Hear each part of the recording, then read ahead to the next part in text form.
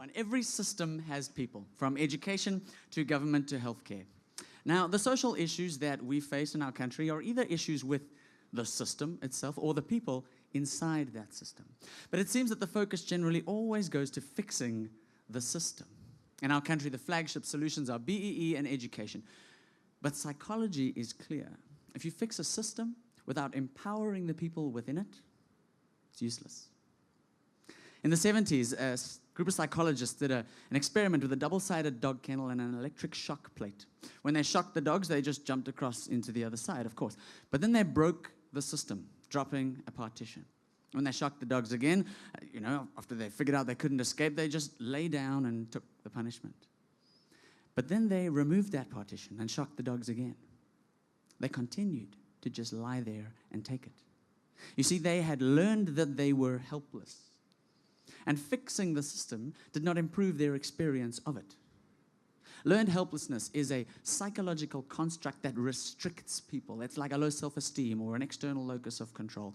And if we don't deal with the psychological paradigms, with the people within the systems, then we won't see transformation when we fix the systems. No, we need to help this teacher. We need to help these students. If we don't, then we're not going to see real change. Emotional intelligence is one of the most important things that a human has. Now, we are doing everything we can to make sure that we can scale this product to so many more people. You see, emotional intelligence is the set of skills that overcomes these paradigms, and it's in decline. The World Economic Forum says that emotional intelligence will be on the critically scarce skills list by the year 2020. The problem is it's a very expensive thing to develop, usually. But MyGrow's changed this. We can deliver emotional development to the masses at a fraction of the cost, and that isn't even the best part. You see, emotional intelligence is something you can't just learn about, and so many providers just teach. But what we do with our technology is enable them to actually develop it. You see, EQ is like fitness. You can't just learn about it and expect to get stronger. You actually have to practice techniques over time.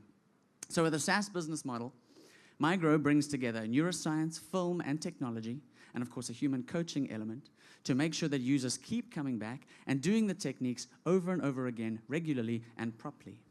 No one else can scale development like this. No one else is doing what we're doing. And we can give data to show the growth points of large groups so that donors or investors can see a return on the money they spend. Our client list, I think, makes my point. We've only been going for 2 years. No one can do what we can do. But the problem with this list is who you don't see on it. Social workers, teachers, students. We're busy rolling out MyGrow in 3 schools, but we're paying for that ourselves. And it's cheap, but it isn't free. Now, we are sitting on a tool that can radically change the lives of people in every sector of society, but we need others to help us take it to the masses. Imagine a world where teachers had more empathy, where parents didn't fight so much, where learners could overcome the barriers to access education, internal barriers. Imagine a world where the wounds of the past didn't just get painted over with a rainbow brush, but could actually be addressed. MyGrow is making a small contribution to changing that world, but we have the capacity and the potential to do so much more. If you get behind us. You can't touch this. Break it down.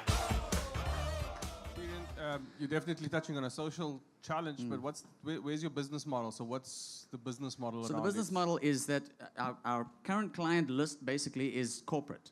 We're going to get corporate to pay for this. As I was saying in the pitch, we do what no other EQ providers do. We can track and show a development in EQ. We can give data to managers so that they can see the development of their teams. And because of that, we've differentiated ourselves quite drastically from the market. So we're already a sustainable business, and the whole reason we started this business was to have social impact. So we've done the sustainable part of it, and now we want to branch out into the social sector and empower people who are on the front lines to actually make change in our country. Just Is it a subscription-based model? It's a SaaS, yeah, it's a at this- software as a service model. Okay. Where you basically subscribe, and it's similar to a gym subscription. Normal EQ training is like a course that you might go in, whereas with us, it is a lifestyle, and you track with a daily droplet experience where you do a 10-minute session each day. Has a video where you learn some things, and you do a quiz, but then you actually do a technique online, and coaches will work with you to make sure you're doing them correctly. And you rewire the neural circuitry in the emotional centers of the brain. So in terms of reaching out to your target audience, so you were speaking about going to social workers, going to students, Yeah. Especially using video, which is high data. How do you create accessibility to the mass target audience that you're wanting to get to? Yeah, so I think that the data issue is not actually as big of an issue as it seems. It's one of the fastest changing things in the world, especially in Africa, is the access to data. So currently that may be a bit of a hurdle in some places, but it's becoming less and less of a hurdle with each month that goes by. And everyone, as we heard earlier, has access to or has their own smartphone. So we are not seeing that as a challenge. How do you measure the behavior change in the people who use your product, number one? And number two, what's the impact on performance in schools, communities, because of that behavior change? So we listen very closely to our client base. We hear back from them. We hear back from the colleagues of those people who are on it.